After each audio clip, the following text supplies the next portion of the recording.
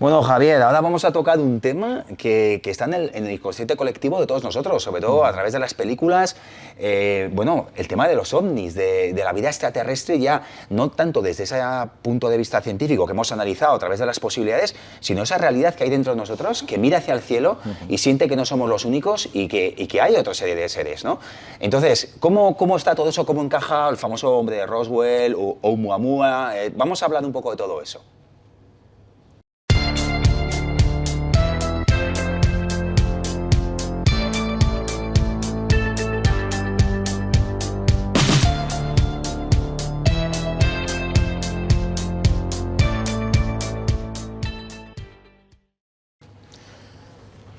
Aquí nos vamos a meter en un berenjenal enorme, ¿no? Porque yo llevo muchos años divulgando la ciencia y siempre he sido un gran crítico de todo ese fenómeno que se llamó la ufología, ¿no? O el mundo de los ovnis, ¿no? De hecho, todos los grandes divulgadores del oculto, estos que tienen programas por ahí importantes y tal, me odian mucho. O sea, de hecho, recuerdo que una vez la Universidad Complutense de Madrid, y esto era en el año 92 o 93, nos invitó a dar una conferencia sobre cuál era la postura de la ciencia ante los ovnis.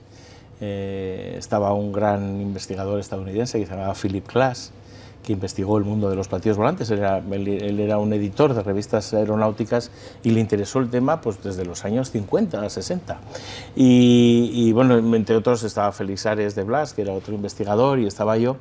Y había generado tal controversia porque había un curso de un divulgador, tampoco voy a contar los nombres ni nada, pero bueno, había muchos divulgadores de estos así muy famosos que hacen muchos libros y tal. Y todos sus seguidores, que eran como una especie de fieles de una religión, que era una de mis sensaciones, era que ahí había un credo más que unas ganas de saber, ¿no? Y en efecto tuvimos amenazas y fue la única vez que he dado una conferencia escoltado por la Guardia Civil, porque llamaron, por la organización de los cursos de verano, llamó a la Guardia Civil por si acaso no íbamos a tener alguna. Félix Ares le pincharon el coche, pero bueno, las cosas no pasaron de allí. O sea que ya ves que me pillas justo en una cosa en la que tengo así. Con todos esos años que han pasado desde el año 90 y tal, solo he podido reafirmarme en una cosa, es ninguna de las cosas que se dicen cuando la gente dice he visto un ovni, tiene nada que ver con la vida extraterrestre, taxativamente. Ten en cuenta que cuando nació la historia de los ovnis en el año 47 estamos en plena Guerra Fría, hay un miedo al ataque enemigo, ¿no? Los sistemas estadounidenses, pero también los rusos, intentan evitar que alguien se les cuele en su espacio aéreo, ¿no? Y entonces, digamos que hay una preocupación en el mundo aeronáutico por ver qué son esos tráficos no identificados. Al fin y al cabo, ovni quiere decir eso, es un término aeronáutico para referirse a un objeto que aparece en la pantalla del radar o que alguien ve y que no se corresponde a ninguna nave conocida, ¿no? Se veían ovnis, se empezaron a ver algunos ovnis, ¿no? Todos los primeros ovnis que se vieron y que despertaron la moda de los ovnis en el año 47, la primera observación era evidentemente un reflejo del sol en unas montañas nevadas. Hubo cosas como un caza confundido a un avión, bandadas de estorninos. Ha habido, Venus, por ejemplo, durante la guerra de Corea, muchos de los vuelos de intercepción de los cazas estadounidenses se lanzaron contra el Venus o la Luna incluso, que aparecían muy brillantes y engañaban a los aviadores en una situación de combate, evidentemente, por si acaso, voy a intentar identificarlo, ¿no? Se describía, por ejemplo, que eran luces que se movían, que nunca se podía llegar a su velocidad o que hacían giros imposibles, ¿no? Cuando se empezaron a usar masivamente los radares, lo mismo, no los de ahora, que hacen como nuestras televisiones, limpian la señal y quitan el ruido. Ahora es casi imposible ver un ovni en radar, porque los sistemas eliminan el ruido. Pero cada pequeña manchita de ruido, provocada a veces por una atmósfera que tenía un pequeño núcleo de hielo, una nube, una cosa de estas, podía generar un ovni. Es decir, empezó a haber una casuística que preocupaba a los militares estadounidenses, supongo que a los rusos también, porque si admitían que el espacio aéreo estadounidense estaba siendo violado por seres quienes fueran, pues había un enorme problema, ¿no? El Libro Azul, varios proyectos y tal que se hicieron en aquella época fueron demostrando que no tenían interés. De hecho, esos archivos en muchos países se han ido desclasificando, incluso en España se fueron desclasificando. Vicente Juan Ballester Olmos, por ejemplo, tuvo oportunidad de asistir a muchos de estos informes y se vio que, bueno, salvo algún caso en el que no había datos, los ovnis no tenían nada que ver más que con, digamos, con cosas banales o convencionales. Sí. Ya digo, a veces confusiones con estímulos astronómicos, aves, un poco pues esa histeria colectiva que se despertaba, porque lo que sí se comprobó, sin embargo, fue que cuando alguien veía un ovni o decía que había visto un ovni, rápidamente más gente veía ovnis, aunque no fuera el mismo día. Se llamaban oleadas ovnis, ¿no? Y mostraba que el fenómeno era un fenómeno comunicativo. Ajá. Voy a pegar un salto, si me permites, Por no supuesto. me quiero enrollar demasiado, pero yo creo que es interesante. En los primeros años del siglo XX, cuando estaban haciendo la aviación, hubo una especie de histeria de la aeronave.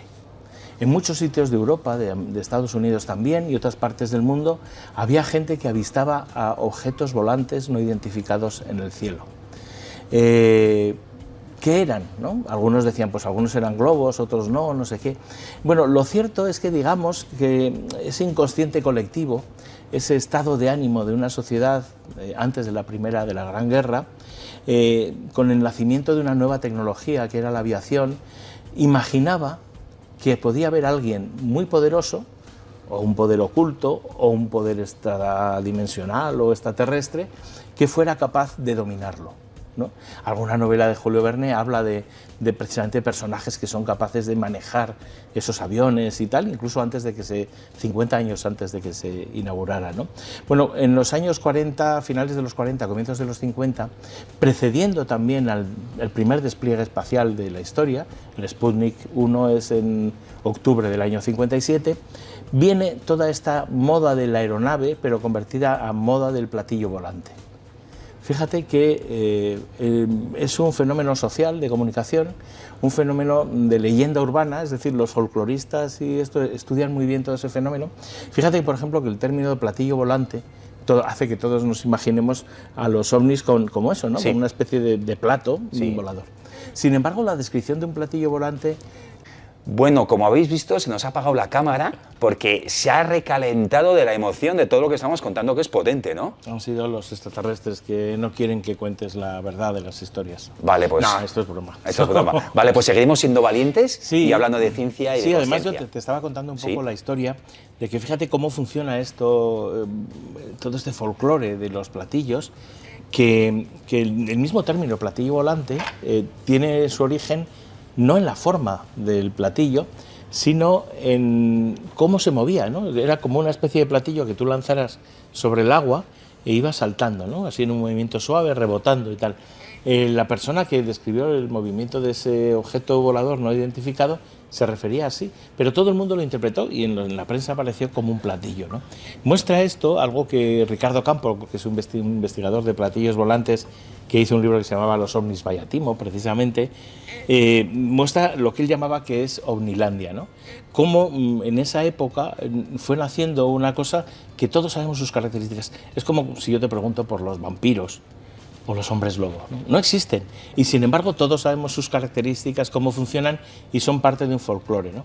¿Tiene que ver algo con los extraterrestres? Volviendo un poco a lo que contaba al principio, no, en absoluto. Nada de eso, que más quisiéramos, es prueba de que nos están visitando los extraterrestres.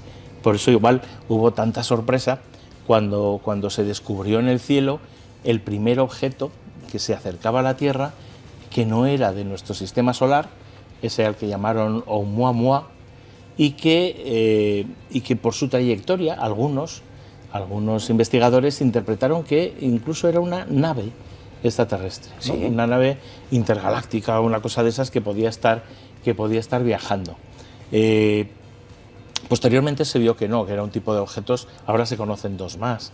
Pero al principio, al ver el primero, era la primera vez que detectábamos, pasando por el sistema solar, una piedra en órbita de escape, una piedra alargada, muy extraña. El problema es que venía muy rápido y no dio tiempo a hacer lo que algunas investigaciones proponían, y era lanzar rápidamente una nave para cazarlo y poder investigar así el primer material de antes o de otro lugar que no es el sistema solar que tendríamos lugar. Pero bueno, esto en el futuro sin duda podremos conocer un poco también estos asteroides o estos cometas que vienen de fuera del sistema solar y que pensamos que pueden ser más comunes de lo que se conocía hasta el principio, pero es que el universo sigue siendo un lugar por descubrir.